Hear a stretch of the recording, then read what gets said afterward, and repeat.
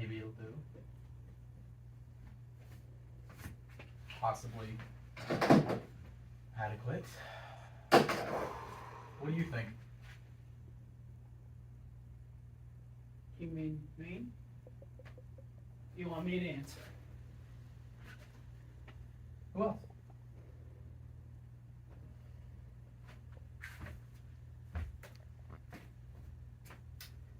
It's a good ground. Good base layer. Nice and even. Well, we'll know when it dries, then I can start to paint. You really care what I think? Not at all.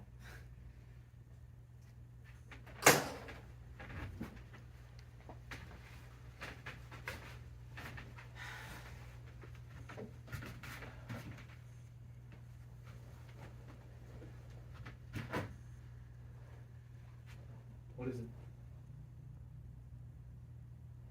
Nothing. What? It's strange. I'm remembering something colors.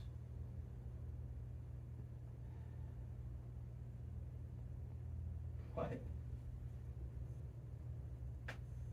Doesn't matter.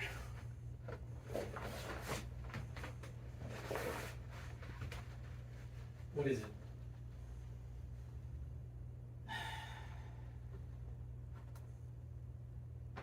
Dried blood. On a carpet. The blood dried. It got darker. Which carpet? From my parents' side. It's that color. The blood dried, it got darker, and that surprised me. I remember that surprising me.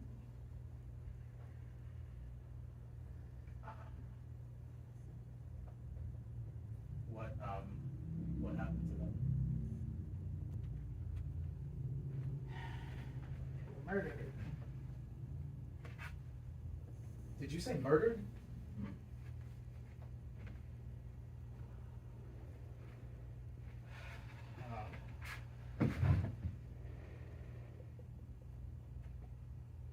How old were you? 7. This is back in Iowa.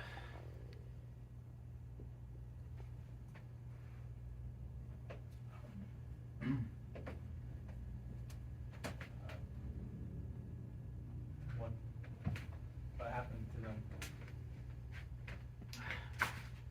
I don't want to talk about it.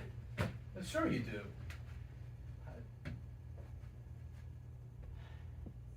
What do you see?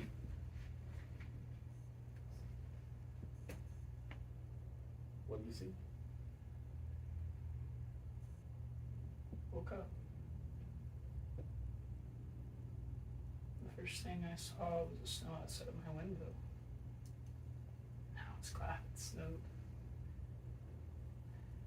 It's a minute, I could go sledding. My dad would take me sledding. And my sister. But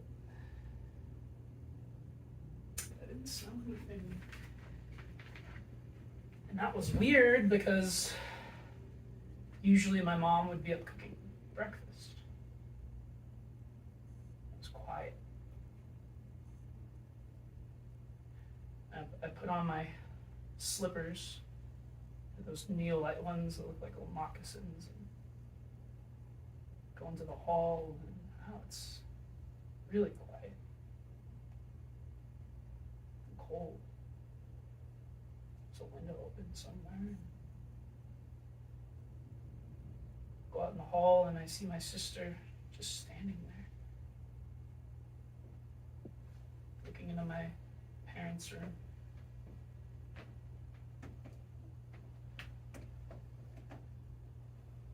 My sister, she's just standing in a puddle of pee, just staring. Her eyes So I go over to look in, and first I see the snow outside. So much snow. Maybe I'll go sledding. And then the blood.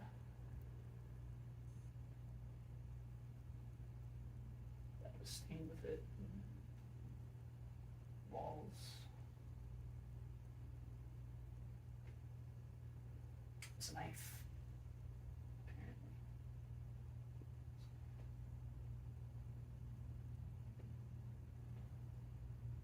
Burglars, apparently. At least 2 of them. Right now, I don't know what to do. I just see.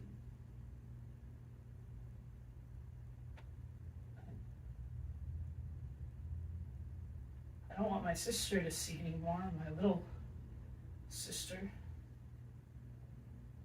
So I turn around and I push her out the door and close it, and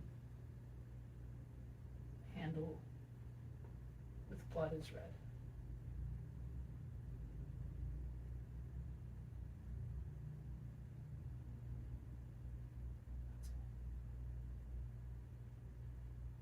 What happened next?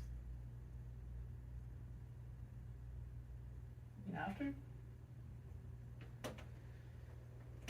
Nothing much. We ran to our neighbors and they called the police, and What happened with you two? state took us in foster care, and people were nice actually. They kept us together. Moved us around a lot though. We were rootless. She's married to a CPA now. Rootless. Never had a place. Never belonged.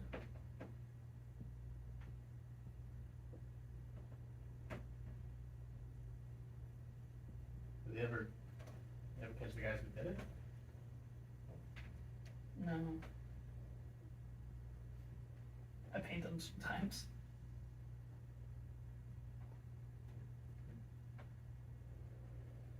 Paint pictures of the men who murdered your parents. What I imagine them to look like anyway. Which is what?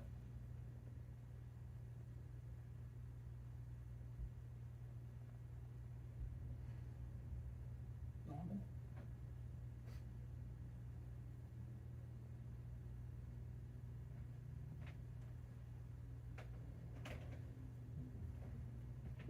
When I was a kid in Russia, I saw the Cossacks throwing bodies into pits. Or at least I think I saw it. Maybe somebody just told me, or maybe I'm just being dramatic. It's hard to tell sometimes. How old were you when you came here? 10. My family moved to Portland, moved into the ghetto with all the other tinky-talky Jews. Back then I was Marcus Rothkowitz. You changed your name. My first dealer said he had too many Jewish painters on the books, so Marcus Rothkowitz became a Franco. Now, nobody knows I'm a Jew.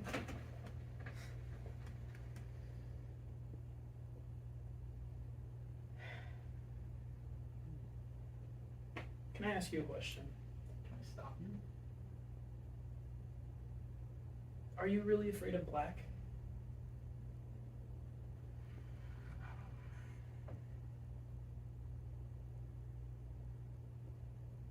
No. I'm really afraid of the absence of light. Going blind? Like going dead. And you equate the color black with death. Goes to everyone. I'm asking you.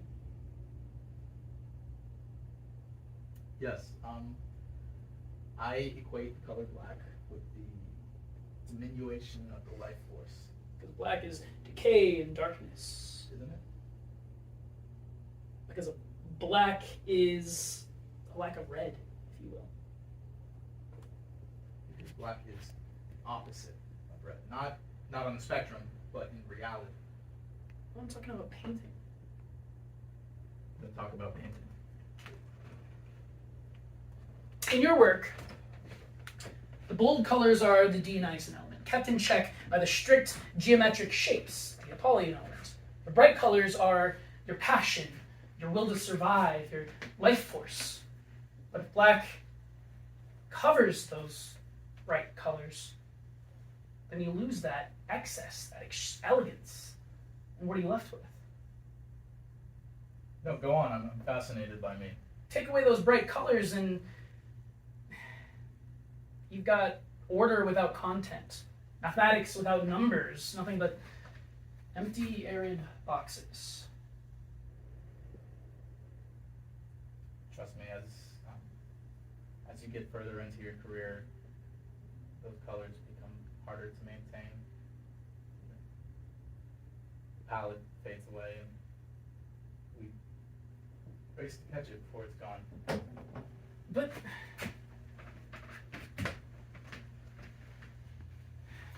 What? nothing. What? You'll get mad. Me. You will. And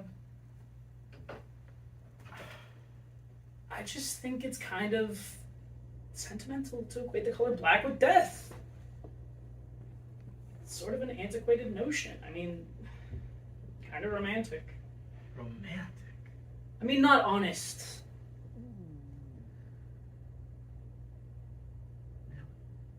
In reality, we both know that black is just a tool. Like ochre or magenta. It has no effect. Seeing it as malevolent is a weird sort of chromatic anthropomorphizing. You really think so? Okay. What about equating white with death, like snow? That's different. That's just a personal reaction. I'm not building an entire artistic sensibility around it. Well, maybe you should. I don't think. Use your own life. Why not? I'm not trying. Unless you're afraid. I'm not afraid. Go into all that white. I'm not afraid. It's just self-indulgent. If you say so. Not all art needs to be a psychodrama. Doesn't it? No. You paint pictures of the men who murdered your parents. That's not all I paint. But maybe it should be, because maybe then you'd understand what black is. Back to back. Always.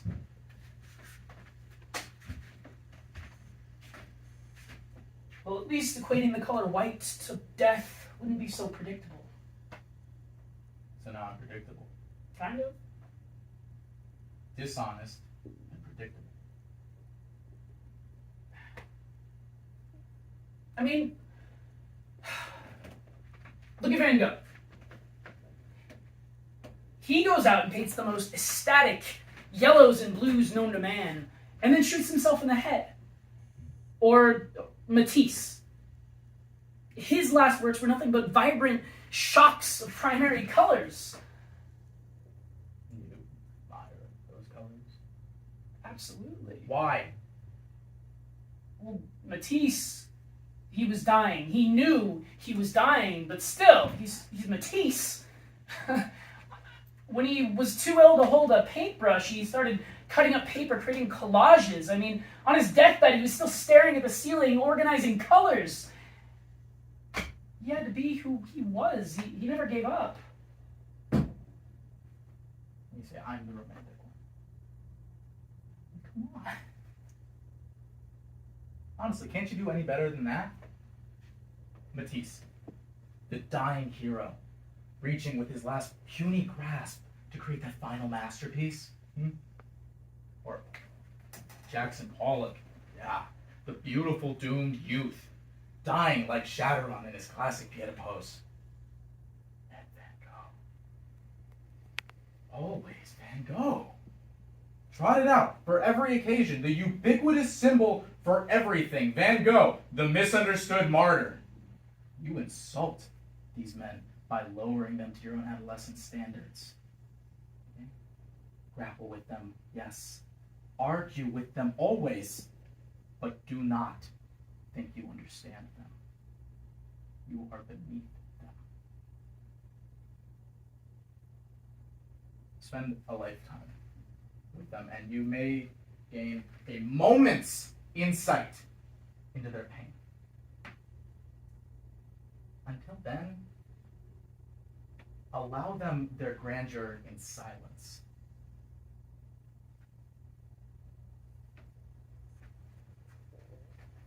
Silence is so accurate.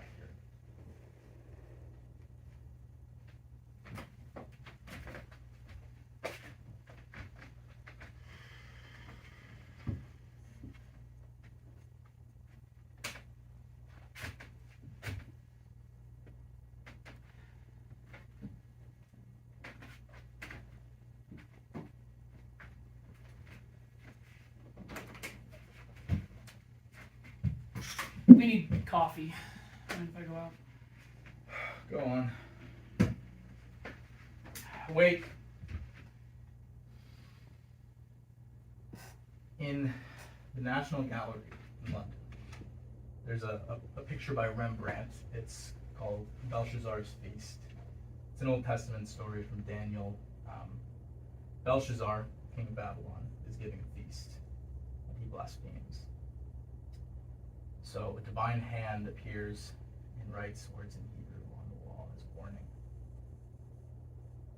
In the picture, the words radiate from the dark canvas like something miraculous. Rembrandt's Hebrew was atrocious, as you can imagine, but he wrote, Mene, mene, tekel, uphrasim. You have been weighed in the balance and have been found wanting.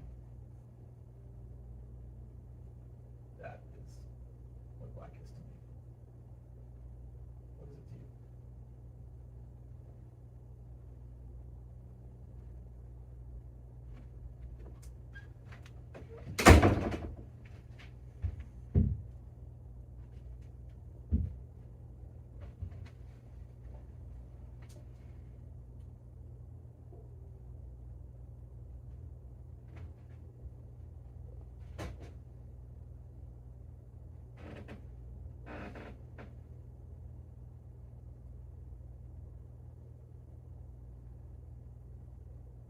And sing?